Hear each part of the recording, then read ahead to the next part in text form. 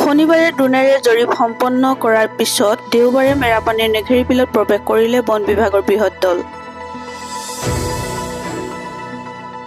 সন্দেহজনক লোকৰ বসতি প্ৰধান অঞ্চলটোত উচ্ছেদ কৰাৰ উদ্দেশ্যৰে যাৱতীয় প্ৰক্ৰিয়া আৰম্ভ কৰিছে বন বিভাগে।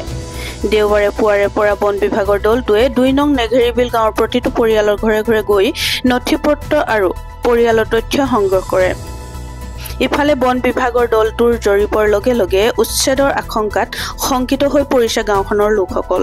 বন বিভাগৰ দলটোৱে কেমেৰাৰ সন্মুখত মুখ নুখুলিলেও জানিব পৰা মতে জৰীপ সম্পূৰ্ণ হোৱাৰ কম দিনৰ ভিতৰতে পৰিয়ালসমূহক উচ্ছেদৰ জাননী প্ৰেৰণ কৰা হ'ব।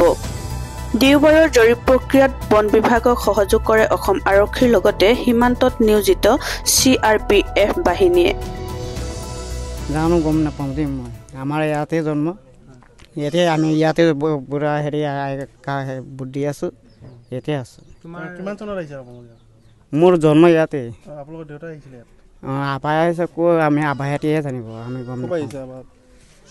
এতিয়া কোনখিনি আছে গম নাপাওঁ। হ'লেও পুৰণা ঘৰ ক'ত আছে? পুৰণা ঘৰ কোন জিলা? পুৰণা ঘৰটো আবাহে খুজি গম পাব, আমি গম নাপাওঁ। এই ঘৰটো কিমান দিন হ'ল বনোৱা?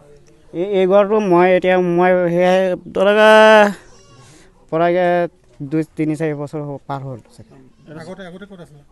আমি আগতে ইয়াতে আছোঁ, অলপ মানে কেঁচা ঘৰ আছিলে।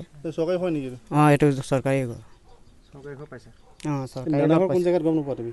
মই গম নাপাওঁ, অলপ আবাহঁতে গম পাব। আমি হা 2 নং নেঘেৰিবিল। নাছিৰুদ্দিন।